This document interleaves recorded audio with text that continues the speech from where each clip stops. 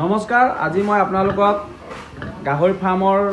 ৰুমৰ সাইজৰ কথা কম কাৰণ মোক বহুতে কমেন্ট কৰি সুধিছিলে যে ৰুমৰ সাইজটো কিমান হ'ব লাগে আজি মই সেই সাইজটোৰ বিষয়ে আপোনালোকক জনাবলৈ চেষ্টা কৰিম আহক এতিয়া মই সেই সাইজটোৰ বিষয়ে জনাবলৈ চেষ্টা কৰিম আগতে এনেকুৱা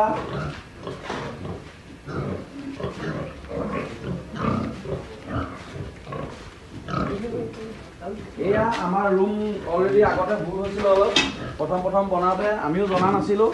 আৰু আপোনালোককো এতিয়া মই দেখাবলৈ চেষ্টা কৰিছোঁ এইটো তিনিটা পাৰ্ট আছিলে তিনিটা পাৰ্টৰ ঠাইত এতিয়া মই এইটো ডাঙৰ কৰিলোঁ কাৰণ ডাঙৰ এটা কাৰণে কৰিছোঁ যে এজনী মানুহে ক'ব পাৰে যে এজনী গাহৰিত ইমান ডাঙৰ ৰুম নালাগে কিন্তু হয় নালাগে কিন্তু ইয়াত এটা কাৰণে দৰকাৰ হৈছে কিয় যে ইয়াত এজনী গাহৰি মানে কি গাভিনী গাহৰি মানে যিটো মাইকী ফেমেল সেই ফেমেল গাহৰি ৰখাবৰ কাৰণে এনেকুৱা ডাঙৰ ৰুম দৰকাৰ হয় আৰু তাত প্ৰায় পোৱালি 7-8টা 9টা এনেকুৱা পোৱালি দিয়ে পোৱালি দিলে মানে ৰুমটো অকণমান ডাঙৰ লাগে কাৰণ 45 দিনলৈকে এই ৰুমটো মানে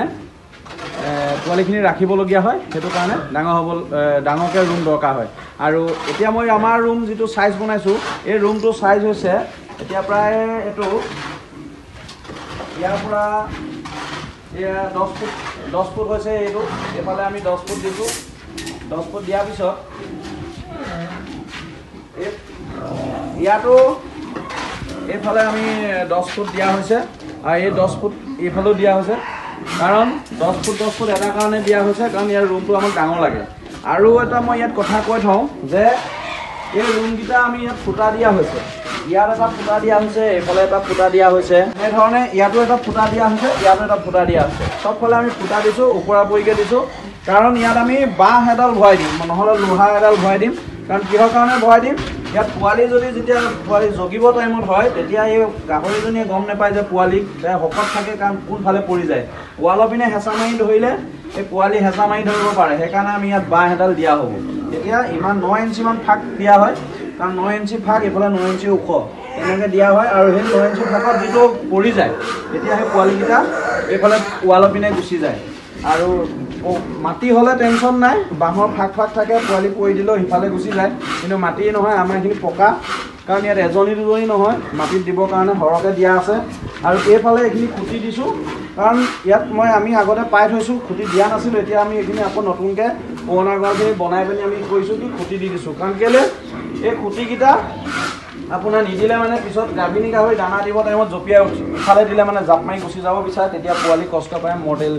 মৰ্টেলি হয় যে মৃত্যুৰ মুখত পৰে সেইকাৰণে আমি ইয়াত লোহা দিয়া হৈছে লোহা বা বাঁহ ইয়াত বান্ধি দিম বান্ধি দিয়াৰ পিছত আৰু লগতে আৰু এটা মই কথা কৈ থওঁ আমি আগতে প্ৰায় দানা দিয়াবিলাক এইবিলাক আমি অলপ বহলকৈ দিছিলোঁ কাৰণ বহলকৈ দিলে এটা প্ৰব্লেম হয় আমি চালোঁ যে প্ৰব্লেমটো কি হয় যদি গাহৰি এজনী ইয়াত গৰম দিনত গাটো ধুই দিব বিচাৰে গাভিনী গাহৰি ধপকৈ পৰি দিয়াৰ লগে লগে এই পাৰটোত পেটটো পৰি যায় পেটটো পোৱাৰ লগে লগে ইয়াত পোৱালিখিনি মানে হেৰি হৈ যায় যিটো পোৱালি মানে কষ্ট পায় মৃত্যুৰ মুখত পৰে সেইকাৰণে আমি এতিয়া কি কৰি চপাই দিছোঁ কাৰণ গাহৰিজনীয়ে শুব নোৱাৰে ইয়াত সেই শুলে মানে ইয়াত প্ৰব্লেমটো সেইটো আহি যায় আৰু এইটো হৈ গ'ল আপোনাৰ মাইকী গাহৰিৰ যিটো গঁৰালৰ চাইজ আৰু ইফালেও এনেকৈ ইয়াত প্লাষ্টাৰ কৰি দিয়া হৈছে প্লাষ্টাৰ কৰি দিলে এটা কাৰণে ভাল ৱালবোৰ ফাটি নাযায় কাৰণ ৱালবিলাকত পানীটো পৰি সেমেকি পানী পোৱালখন অলপ কমজুৰি হৈ যাব বিচাৰে আৰু এইফালে আমি দেখিছে আগতেও আমি এটা ভিডিঅ'ত মই দেখাই গৈছোঁ এইখিনি এনেকৈ দিয়া হৈছে ইয়াত বাঁহ বন্ধা নাই আৰু এনেকৈ ৰুম বনোৱা হৈছে যিটো ঠাণ্ডা দিনত পোৱালিখিনি হিট দিবৰ কাৰণে কাৰণ চেঁচা হয় তেতিয়া সেই ৰুমটো আমাৰ দৰকাৰ হয় তেতিয়া সেই পোৱালিখিনি সেই ফুটাইদি সোমাই পিনি আমাৰ এই পোৱালিখিনি হিট দিব পৰাৰ কাৰণে সুবিধা হয় কাৰণ বাল্ব থাকে মানে গাহৰিয়ে কামুৰি দিব পাৰে আৰু এটা কথা যে অকল এজনী আপুনি প্ৰথম ৰুমটোত 4-5জনী গাহৰি ৰাখিব পাৰে যেতিয়া গাভিনী হ'ব এজনী ৰখিবলগীয়া হয় তেতিয়া কিন্তু ৰুমবিলাক ইমান ডাঙৰ দৰকাৰ নাই আগতে আমি ডাঙৰকৈ বনাইছিলোঁ এতিয়া কিন্তু আমি সৰু কৰি দিছোঁ কাৰণ ৰুমবিলাক আপুনি 8-6 এনেকুৱা বনালেও হ'ব তেতিয়া মানে এতিয়া কি হয় প্ৰত্যেকতে এজনী থ'বলৈ সুবিধা হয় নহ'লে কিন্তু আপোনাৰ অসুবিধা হয় কাৰণ আপোনাৰ ৰুম বহুত জেগা লাগিব কাৰণ গাভিনী একেলগে আপুনি ৰাখিব নোৱাৰে সেইটো কাৰণে আমি এনেধৰণে ৰাখিছোঁ এতিয়া এই পোৱালি ইয়াত ৰাখিছোঁ পোৱালি ইয়াত দিলোঁ সেইটো ৰুমত সেইটো বনোৱা নাই এটা কাৰণে কাৰণ তাৰ পৰা আমি যেতিয়া 15 দিনমান হ'ব পোৱালিখিনি এনেকুৱা ৰুমলৈ লৈ আহিম অহা লাগিলে আমি হিট দিবলৈ অকণমান সুবিধা হ'ব আৰু ৰুমবিলাক আমি সৰু বনাব লাগিব কিছুমান যিখিনি আপোনাৰ খাচী বা এজনী গাহৰি ৰাখিবৰ কাৰণে সেইটো হ'ল আমাৰ গাভিনীৰ কাৰণে আমি গাভিনীৰ কাৰণে আমাৰ এইফালে আৰু আছে